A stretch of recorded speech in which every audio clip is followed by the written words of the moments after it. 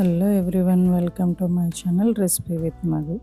ఈరోజు మనం చాలా ఈజీగా చాలా టేస్టీగా ఉండే స్పెషల్ పన్నీర్ బుర్జీ కర్రీ ఎలా చేయాలో చూద్దామా. ఇది హోటల్ స్టైల్ టేస్ట్తో ఇంట్లో ఉన్న సింపుల్ ఇంగ్రీడియంట్స్తోనే తయారవుతుంది. రోటీ, చపాతీ, నాన్ లేదా రైస్తో తింటే చాలా సూపర్ ఉంటుంది. అయితే ఆలస్యం చేయకుండా రెసిపీ స్టార్ట్ చేసేద్దామా. అండ్ రెసిపీ విత్ మధు ఛానల్ని లైక్ చేయండి, షేర్ చేయండి, సబ్స్క్రైబ్ చేయండి. ఇప్పుడు పన్నీర్ క్యూబ్స్ని తీసుకొని చిన్నగా ముద్దలాగా దీంతో చేసుకోవాలి. చేసుకొని ఒక బౌల్లో వేసుకొని పక్కన పెట్టుకోండి. ఇది పన్నీర్ అంటే ఇష్టం లేని వాళ్ళు కూడా తింటారండి. చాలా అంటే చాలా టేస్టీగా ఉంటుంది. సో మీరు కూడా ట్రై చేయండి బాగాను. చూసారు కదా ఎలా వచ్చిందో. ఇలా ఫైన్గా అంటే చిన్నగా ముద్దలా చేసుకోవాలి. ఇప్పుడు ఒక చిన్న మిక్సీ జార్ తీసుకొని ఇక్కడ అల్లం వెల్లుల్లి పేస్ట్ అయితే ప్రిపేర్ చేసుకోవాలి. దానికోసం నేను కొన్ని అల్లం ముక్కలు చిన్న చిన్నవి అండ్ వెల్లుల్లి రెబ్బలు కొన్ని, ధనియాలు కొన్ని, జీలకర్ర వేసుకుంటున్నాను. ఒక 3 లవంగా మొగ్గలు కూడా వేసుకున్నాను. కొంచెం వాటర్ అయితే చిన్నది యాడ్ చేసి మెత్తగా పేస్ట్లా గ్రైండ్ చేసుకోండి. చూసారు కదా అల్లం వెల్లుల్లి పేస్ట్ అనేది ప్రిపేర్ చేసుకున్నాను. మరీ మెత్తగా అవ్వనవసరం లేదు. ఇప్పుడు నేను 2 మీడియం సైజు ఉల్లిపాయలు, ఒక టమాటా, 2 పచ్చిమిర్చి తీసుకున్నాను. చూసారు కదా వాటిని బాగా వాష్ చేసి ఇలా తరిగి పక్కన పెట్టుకోవాలి. అండ్ అందులో కొంచెం కరివేపాకు రెబ్బలు కూడా పెట్టుకోండి.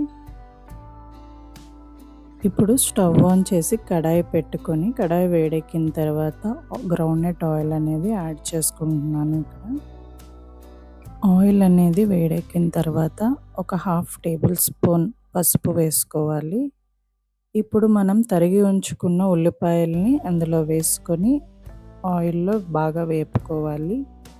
ఆనియన్స్ అనేవి కొంచెం వేగిన తర్వాత ఇక్కడ పచ్చిమిర్చి మనం కట్ చేసి పెట్టుకునేవి అండ్ కరివేపాకు రెబ్బలు కూడా యాడ్ చేసుకోండి.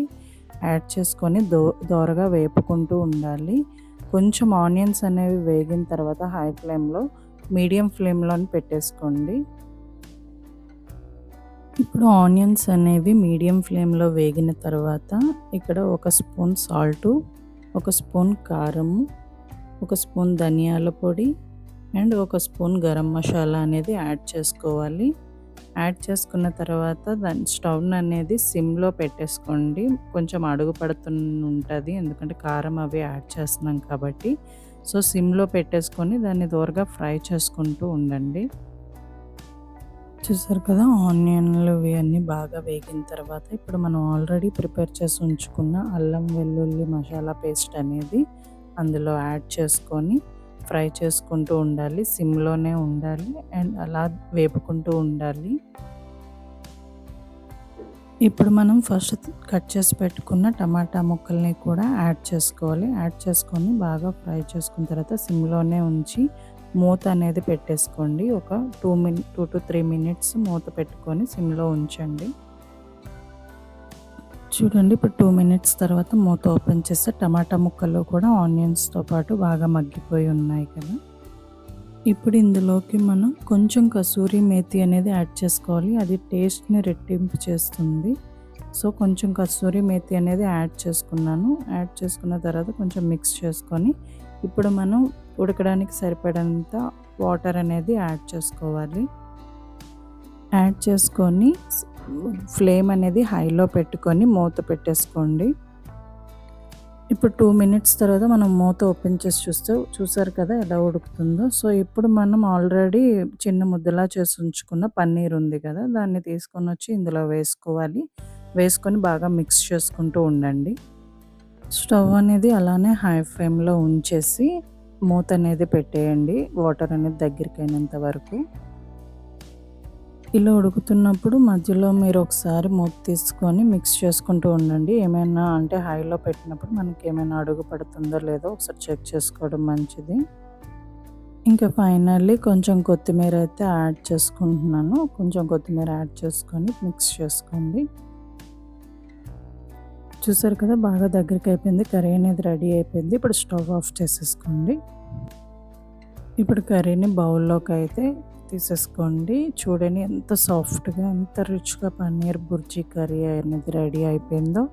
ఇది రోటీ లేదా రైస్‌తో తింటే నిజంగా రెస్టారెంట్ టేస్ట్ అయితే వస్తుందండి. యాక్చువల్లీ మా హస్బెండ్‌కైతే పన్నీర్ కర్రీ అనేది నచ్చదండి. సో, నేను ఇలా అయితే చేసి పెడితే చాలా ఇష్టంగా తిన్నారు. సో, మీలో ఎవరికైనా పన్నీర్ అనేది ఇష్టం లేకపోతే ఇలా ట్రై చేసి చూడండి. అండ్ ఇది గుడ్ ప్రోటీన్ కూడానా. మీకు గనుక ఈ రెసిపీ నచ్చినట్టయితే వీడియోని లైక్ చేయండి. మీ ఫ్రెండ్స్‌తో షేర్ చేయండి. ఇలాంటివి టేస్టీ రెసిపీల కోసం రెసిపీ విత్ మధు ఛానల్‌ని సబ్స్క్రైబ్ చేయడం మర్చిపోవద్దు. మళ్ళీ మరో మంచి రెసిపీతో కలుద్దాం. Thanks for watching.